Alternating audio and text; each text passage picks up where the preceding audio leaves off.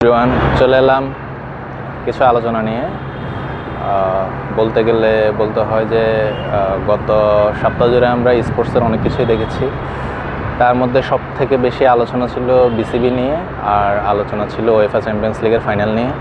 তো UEFA champions লিগের ফাইনালটা আসলে শুরু হলো গতকাল রাতে, শেষ হয়ে গেল।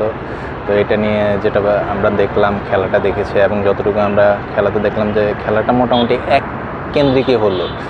ওয়েফা চ্যাম্পিয়ন্স লিগের ফাইনাল আমি সেই 2010 সাল থেকে দেখি, 2025 সাল প্রায় 16টা ফাইনাল দেখলাম। 16টা ফাইনালে আমরা দেখলাম যে একচেটিয়া ভিত্তিক একটি ম্যাচ হলো, যেখানে একটা দলেরই আধিপত্য ছিল, ইউভেন্টাস, পিএসজির খেলোয়াড়রা অসাধারণ খেলেছে। তাদের খেলার যে অ্যাগ্রেসিভ মোমেন্ট ছিল, বল কন্ট্রোল, 23টা শট নিল তারা গোল পোস্টে, 8টা শট ছিল যেখানে গোল হওয়ার মতো, সেখান থেকে আমরা গোল পেলাম মাত্র 5টি। তো অনেক ভালো খেলেছে, এবং এই দলটাতে বলতে গেলে বলতে হয় যে নাসের আল খেলাইফি প্রথমেই নিয়ে আসলো তার বিগ প্রজেক্ট, গ্যালাকটিকো প্রজেক্ট যেটাকে আমরা বলি, রিয়াল মাদ্রিদ সাধারণত যেটা করে। কিলিয়ান এমবাপ্পে ছিল, নেইমার ছিল, তারপরে মেসি ছিল, এডিনসন কাভানি ছিল, কিন্তু তারা তখন আসলে কিছু করতে পারে না।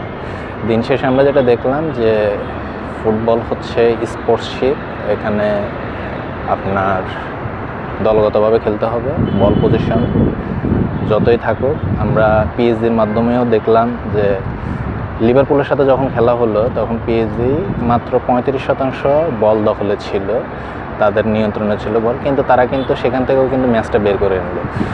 আর মোটামুটি বলতে গেলে খুব ভালোই খেলেছে পিএসজি, এবং খেলাটা তাদের অসাধারণ লেগেছে আমার কাছে। আর কি বলবো, সব কিছু মিলিয়ে তারা 100-100ই দিয়েছে, এবং শেষ পর্যন্ত আমরা দেখলাম পিএসজি চ্যাম্পিয়ন, এখনকার ইউরোপের চ্যাম্পিয়ন পিএসজি।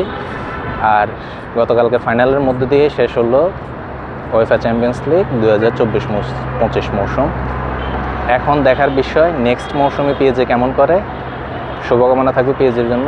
আর সেই সাথে দুর্ভাগা বলা চলে একরকম ইন্টার মিলানকে, যারা অনেক ভালো খেলার পরেও কিছু করতে পারলো না। বার্সেলোনার সাথে অ্যাটলিস্ট তারা যেমনটা খেলেছিল সেটুকুও যদি তারা করতে পারতো তাহলেও একটা সম্ভাবনা ছিল, কিন্তু দিন শেষে তাদের জন্য আসলে পুরোই হতাশাজনক। তো দেখা হবে আবার নতুন কোনো ভিডিওতে। সে পর্যন্ত সবাই ভালো থাকবেন, সুস্থ থাকবেন। ভিডিওটা কেমন লেগেছে তা অবশ্যই লাইক কমেন্ট করে জানাবেন।